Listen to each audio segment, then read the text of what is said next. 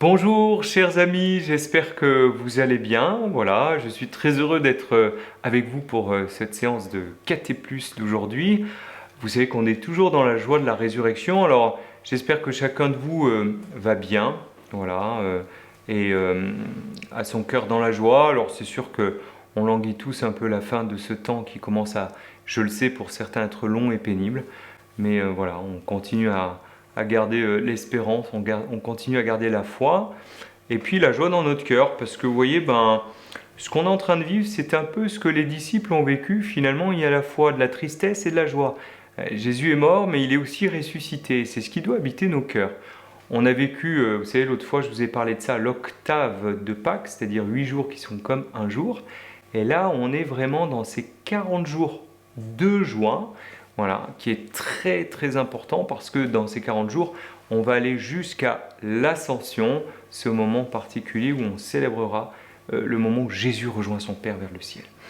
Alors, vous savez que c'est toujours très important de pouvoir être nourri et écouter la parole de Dieu.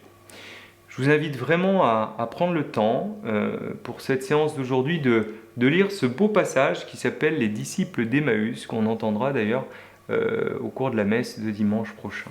Vous trouverez ça dans la Bible, bien sûr, toujours. Pense bien à ouvrir ce beau livre. C'est l'occasion, tu vois, de découvrir qu'est-ce que dit Jésus, qu'est-ce que fait Jésus, surtout en ce moment où particulièrement Jésus, eh bien, il apparaît ressuscité à ses disciples en disant « Regardez, c'est bien moi !» comme dimanche dernier, avec même Thomas qui ne croit pas et qui finalement va voir Jésus, il va faire ce bel acte de foi en disant « Mon Seigneur et mon Dieu ».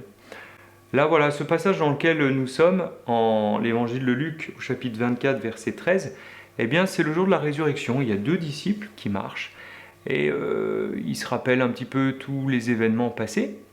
Et il y a Jésus qui va venir marcher avec eux. Alors ça, c'est très intéressant parce que, je ne sais pas si tu as déjà eu cette occasion, mais tu sais, quand tu es en train de parler avec quelqu'un, tu lui racontes quelque chose, tu vis quelque chose avec lui, tu n'aimes pas trop qu'il y ait quelqu'un qui vienne se taper l'incruste. Et bien là, c'est un peu ce que Jésus il fait, il se tape l'incruste. Il vient en fait au milieu de ses deux disciples et puis il cherche à savoir de quoi il parlait.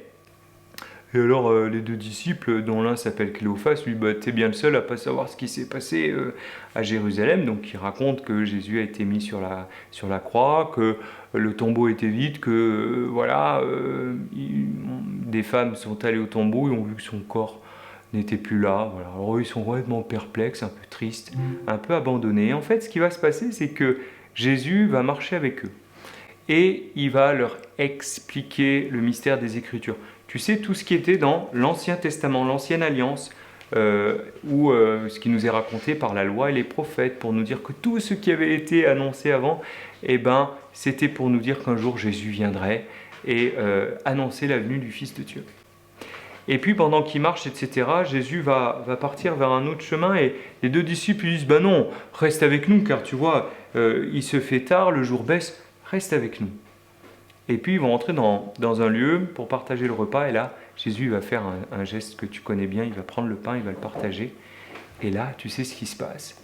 Eh bien, leurs yeux vont s'ouvrir et ils vont le reconnaître. Et alors, c'est là qu'ils disent, mais notre cœur n'était-il pas tout brûlant en nous pendant qu'il nous parlait sur la route et qu'il nous expliquait les Écritures? En fait, ils n'ont pas su voir Jésus. Et là, au moment où ils voient que c'est Jésus, Jésus n'est plus là, il disparaît à leurs yeux. Et là, qu'est-ce qui se passe? Au début, ils étaient dans la tristesse, et à la fin, ils se retrouvent dans la joie. Et ils partent voir les autres disciples pour dire « Nous avons vu Jésus, c'est bien vrai, il est ressuscité. » Et cette joie, eh bien, ils vont la transmettre, ils vont la donner aux autres. Eh bien voilà, quelque part, tu vois, dans ce moment où tu peux aussi connaître en ce moment la tristesse, où tu peux trouver le temps long, tu peux parfois t'ennuyer, ou peut-être c'est un peu difficile avec tes frères, tes sœurs, dans la vie de tous les jours. Eh bien, quand tu es triste, n'hésite pas à en parler à Jésus, à te tourner vers lui et à pouvoir lui dire aussi les moments qui sont plus difficiles. Et tu vois, le Seigneur, il est là, sur le chemin de ta vie. Il est avec toi, parce que tout dans ta vie l'intéresse et tu peux lui confier tout ça. Et tu vois que cette peine, cette tristesse, il peut la changer en joie. Il n'y a que lui qui peut faire ça. Et tu vois, ce beau passage d'Écriture, il nous rappelle tout le mystère de l'Eucharistie. Tu sais, il y a d'abord la première partie à la messe qui s'appelle l'accueil. Jésus vient et il rencontre ses disciples. Cette deuxième grande partie qu'on appelle l'écoute de la parole de Dieu, où là, tu vois, Jésus explique la parole. Troisième partie, l'Eucharistie, le moment où Jésus rompt le pain, ce qu'on appelle la fraction du pain. D'ailleurs, la messe, au tout début des chrétiens, de la vie des chrétiens, on n'appelait pas ça la messe, on n'appelait pas ça l'Eucharistie, on appelait ça la fraction du pain. Et puis ensuite l'envoi, tu vois, Jésus ne reste pas avec eux, et tu vois, ses disciples, eh bien, ils ont leur cœur brûlant d'amour, et donc ils vont témoigner de cette bonne nouvelle. Eh bien, il doit en être de même pour nous. Donc prends le temps vraiment de relire cette belle parole de l'Écriture, parce que tu vois, ils deviennent vraiment disciples, hein, puisque eux, ils racontèrent ce qui s'était passé sur la route et comment ils l'avaient reconnu par la fraction du pain. Eh bien, nous aussi, nous devons être témoins de tout cela.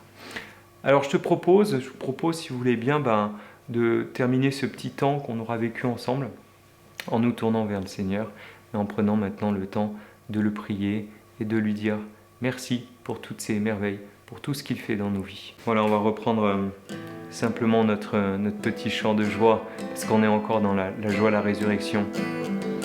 Ressuscitons, ressuscitons, ressuscitons. Alléluia, Alléluia, Alléluia, Alléluia,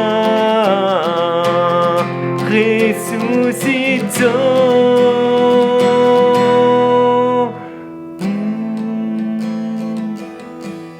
Faisons ensemble ce beau signe de la croix, au nom du Père, et du Fils, et du Saint-Esprit. Amen. Seigneur, nous venons vraiment ce jour nous mettre en ta présence. Voilà, tu peux commencer ce petit temps de prière tout simplement en étant bien installé chez toi.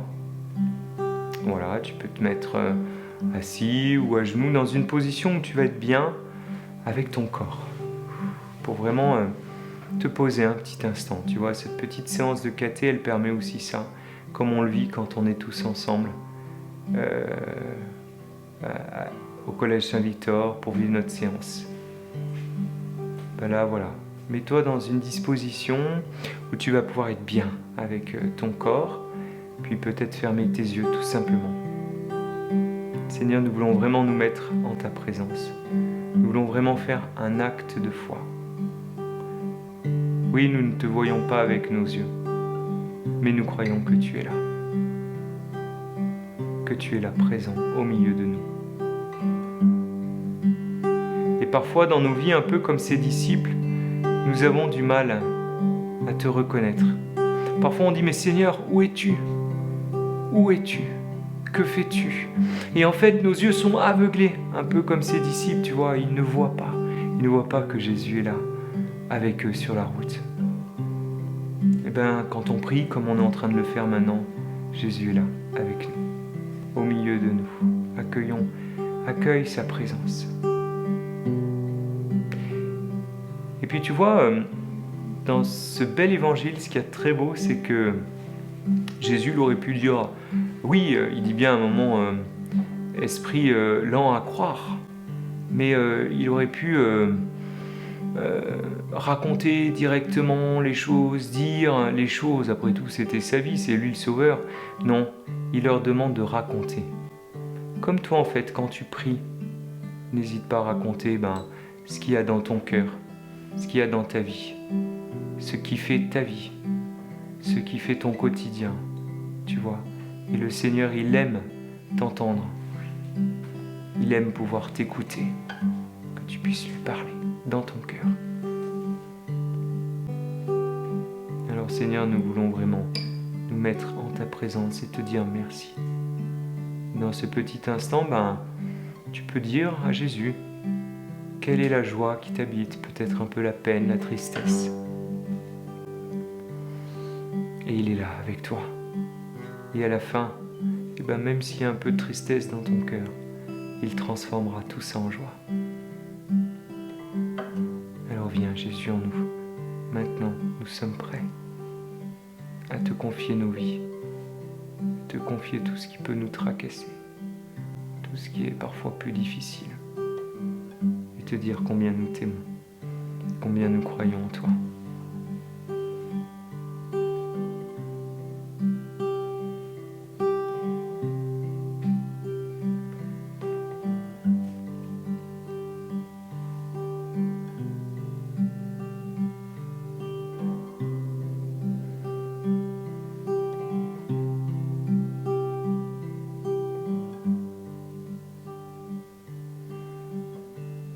Seigneur, dans le silence de notre cœur, nous accueillons ta présence et nous te disons merci.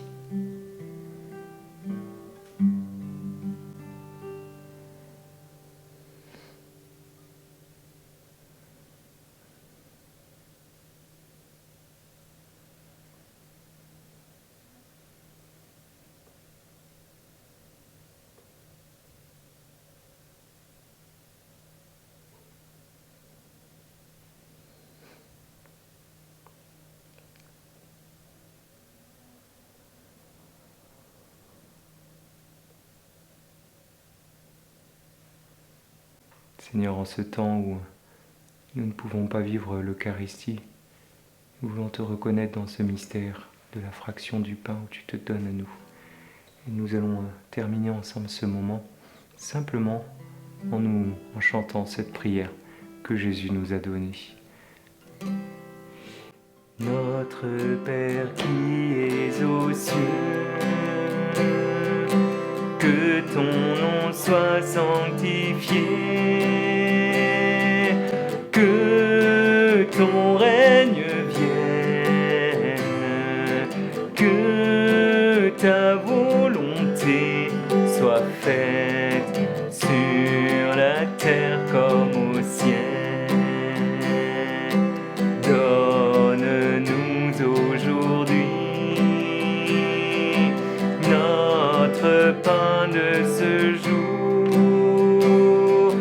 Pardonne-nous nos offenses, comme nous pardonnons aussi à ceux qui nous ont offensés. Ne nous laisse pas entrer en tentation, mais délivre-nous du mal, car c'est à toi qu'appartiennent le règne, la puissance et la gloire pour les siècles des siècles. Amen.